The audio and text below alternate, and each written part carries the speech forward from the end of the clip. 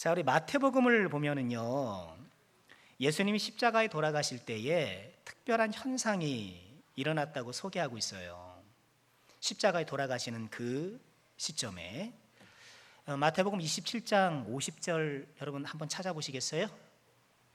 마태복음 27장 50절. 오늘 본문 말씀은 좀 이렇게 잘 갈무리하시고 마태복음 27장 50절 말씀 보시면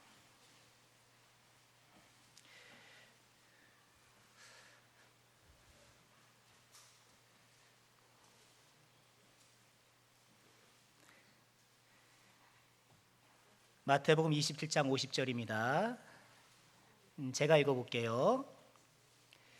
예수께서 다시 크게 소리 지르시고 영혼이 떠나가시니라. 예수님이 돌아가셨죠. 십자가에 돌아가셨어요.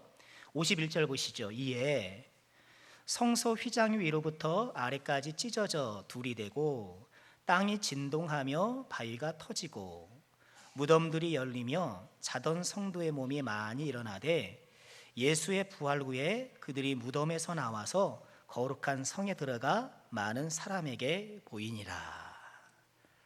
짧은 구절이라 우리가 그냥 스쳐가기 쉬운데요, 예수님께서 십자가에 돌아가셨을 때에 이런 특이한 사건들이 생겼어요.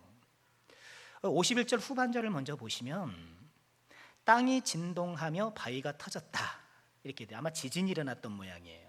지진이 일어나고 바위가 터지고, 이것은요 예수님의 이런 구속의 십자가에도 불구하고 여전히 예수님을 배척하는 사람들을 향해 하나님이 심판을 하실 것이라는 그 심판의 예고를 상징한다, 그렇게 해석을 해요.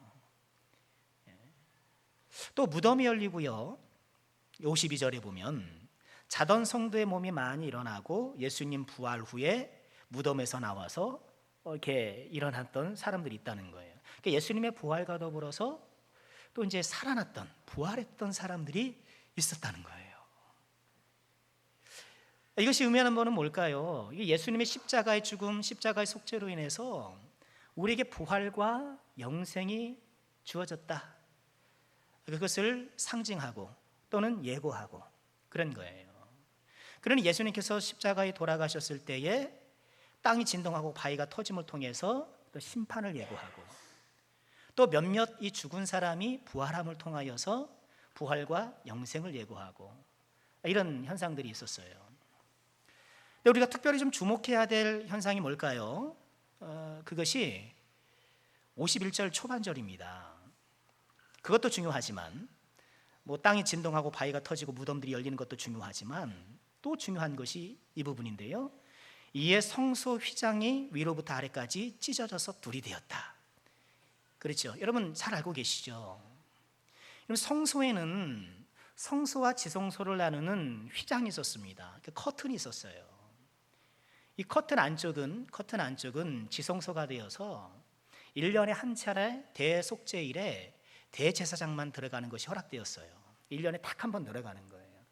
그러니까 거기에는 여호와의 법궤가 안치되어 있고 그 안에 들어가서 이제 대제사장이 1년에 한 번 하나님께 기도하고 속죄의 의식을 지내는 것이죠. 그런데 이 휘장이, 이 커튼이 위로부터 찢어진 거예요. 여러분 이게 상징하는 것이 뭘까요? 이제는 1년에 한 번 대제사장만 들어가는 것이 아니라 1년 365일 누구나 그 지성소, 즉 하나님의 전전 앞에 혹은 하나님의 보좌 앞에, 이 하나님 앞에 누구나 다 자유롭게 나아갈 수 있게 되었다, 그것을 상징하는 것이죠. 그러니까 오늘 우리가 히브리서 말씀을 읽었는데, 오늘 우리가 읽은 말씀은 바로 이 사건을 토대로 해서 전해주는 말씀이에요. 그러니까 오늘 말씀은 이 휘장이 찢어진 것, 커튼이 찢어진 것을 뭐라고 얘기를 하나요? 우리 예수님의 육체가 찢어진 것이다. 그러니 우리 예수님께서 자기 몸을 찢으셔서 우리가 하나님께 나가는 길, 천국으로 나아가는 길, 구원으로 나가는 길을 활짝 열어놓으셨다, 그렇게 이야기하고 있는 거예요. 여러분 참 놀랍고 은혜로운 것 아니겠습니까? 여러분 우리가 예수를 믿고 받는 여러 가지 크고 작은 축복 가운데에 가장 큰 축복이 뭔가요? 하나님께 가까이 나가는 것. 물론 우리가 뭐 죽어서 그죠? 이 땅을 떠나서 이제 천국에 가는 것도 하나님 앞에 가는 것이지만 1년 365일 매 순간 우리는 자유롭게 또는 담대하게 그 은혜의 보좌 앞에 그죠? 때를 따라 돕는 은혜를 얻기 위하여, 우리 제자반 암송 한번 할까요? 때를 따라 돕는 은혜를 얻기 위하여 그렇게 나갈 수 있게 되었다는 거예요. 여러분, 이것이 얼마나 우리에게 감사한 일인가. 그런데 하나님께서 이 열어놓은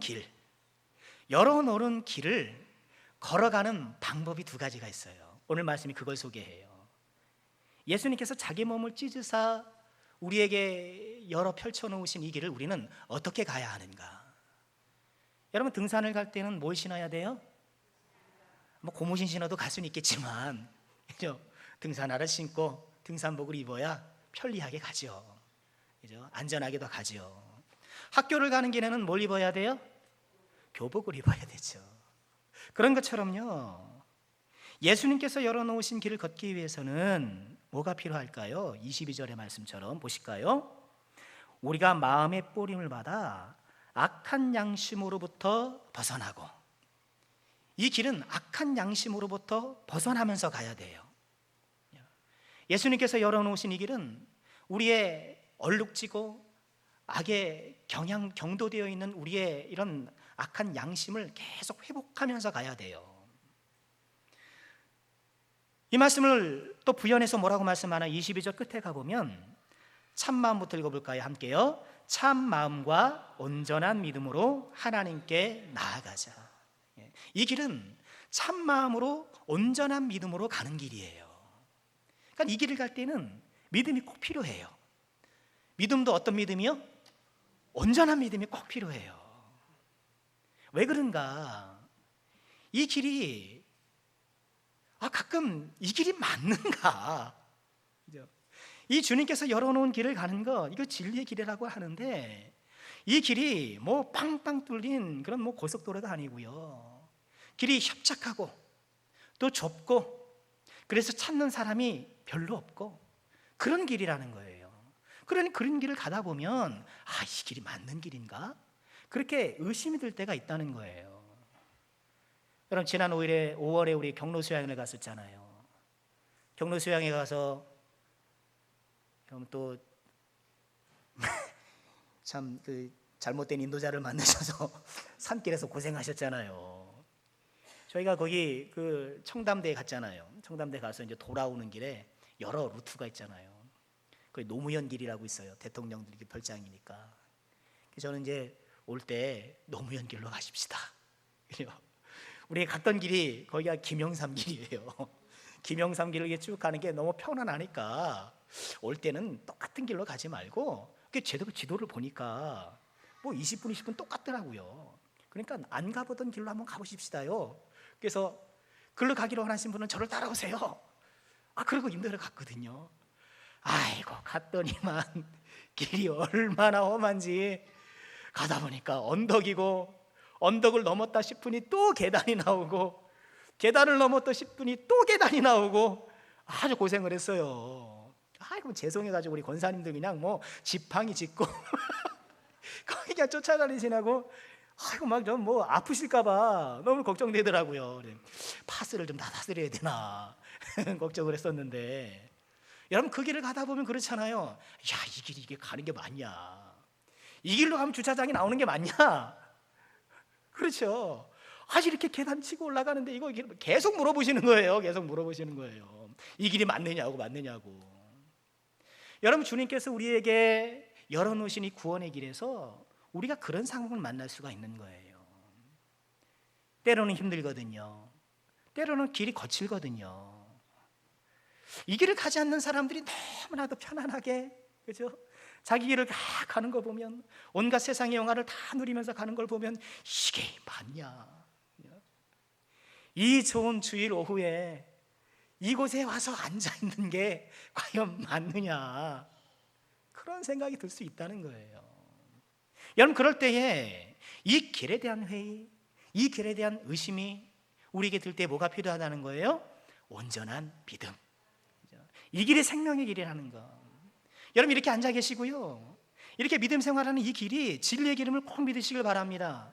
여러분, 이것이 영생의 길이고요, 이것이 생명의 길이고요. 때로는 어렵고 힘들고 그렇죠. 또 우리 구역으로 모입니다만 뭐 항상 즐겁나요? 사람 모이는 곳에, 죄인 모이는 곳에 늘 즐거울 수는 없어요. 그럼에도 불구하고 이렇게 가는 길이 참 생명길이라는 것을 꼭 기억하시고요. 다시 한번 힘차게 우리 주님께서 육체를 찢어 열으신 이 은혜의 길, 구원의 길을 힘차게 걸어가는 저 여러분 우리 모두가 되기를 주의 이름으로 축원합니다. 자, 이 길에는 믿음이 필요해요. 두 번째는요, 이 길을 가는 두 번째 방법이 있어요. 24절 25절이에요 오늘 말씀 히브리서 10장 24절 25절 우리 다 같이 함께 읽어볼까요? 서로 돌아보아 사랑과 선행을 격려하며 모이기를 패하는 어떤 사람들의 습관과 같이 하지 말고 오직 권하여 그날이 가까움을 볼수록 더욱 그리하자. 아멘. 여러분, 이 주님께서 육체로 찢으셔서 열어놓으신 이 길을 우리는 어떻게 가야 된다고요? 서로 돌아보면서 사랑과 선행으로 격려하면서. 여러분, 주님께서 열어놓으신 길은요, 함께 가는 길이에요. 함께 가는 길. 여러분, 그래서 우리가 구역 예배를 하는 거예요. 그래서 우리가 모든 교회마다, 이 지상의 모든 교회마다 다 구역이 있고 무슨 속회가 있고 뭐 마을이 있고 목장이 있고 이름은 다 다르지만 그런 성격의 소그룹 모임들이 다 있잖아요. 왜 그래요? 이 믿음의 길이란 혼자 가는 길이 아니라 서로 돌아보고 사랑과 선행으로 서로 격려하고 그렇게 가는 길이기 때문에, 주님께서 그렇게 가라고 이 길을 열어 놓으셨기 때문이라는 거예요. 여러분, 이 사실을 꼭 기억하시기를 바라고요. 오늘 본문 말씀 속에서 계속해서 반복되는 단어가 뭔가요? 뭐예요? 우리라는 단어예요. 우리. 그렇죠. 19절 보세요. 그러므로 형제들아, 우리가 예수의 피를 힘입어 성소에 들어갔다. 20절 보니까 그 길은 우리를 위하여 열어놓으신 길이다. 22절에 보니까 우리가 마음의 뿌림을 받아서 양심으로 벗어났다. 23절에 보니까 또 약속하신 믿으시니 우리가 믿는 도리의 소망을 움직이지 말고 굳게 잡자. 우리 나 혼자 가는 길이 아니라는 거예요. 여러분, 우리가 가는 길이에요. 우리가 함께 가는 길이에요.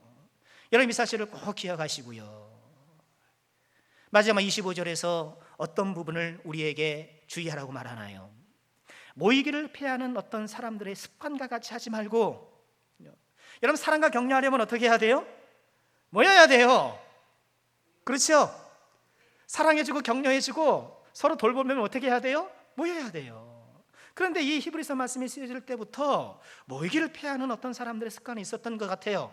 아마 이 모임에 대해서 회의를 일으키고 꼭 그것이 모여야 되냐, 뭐 내가 예수 믿으면 나 혼자 예수 잘 믿고 그러면 되는 것 아니냐, 이런 생각을 했던 사람이 있었던 모양이에요. 그런데 그런 사람들의 습관, 그런 사람들의 생각, 이런 것 따르지 말고 오직 권하여서, 서로 권하여서 그날이 가까울수록, 주님 오실 그날이 가까울수록, 우리 길이 이제 그 끝에 다다를 날이 가까울수록 어떻게 하자고요? 더욱 그리하자. 그리하자가 뭐예요? 더욱 모이자. 우리 남성교회 사랑하는 모든 구역들, 마지막 때에 모이기 힘쓰는 구역들 되시길 꼭 바라고요. 우리 안에 사랑과 선행의 격려가 있어서 서로 돌아보는 이 풍성함이 있어서요, 이 믿음의 인생 순례길을 참으로 기쁘고 즐겁고 또 힘있게 걸어가시는 모든 주의 종들 되시기를 주님의 이름으로 축원합니다.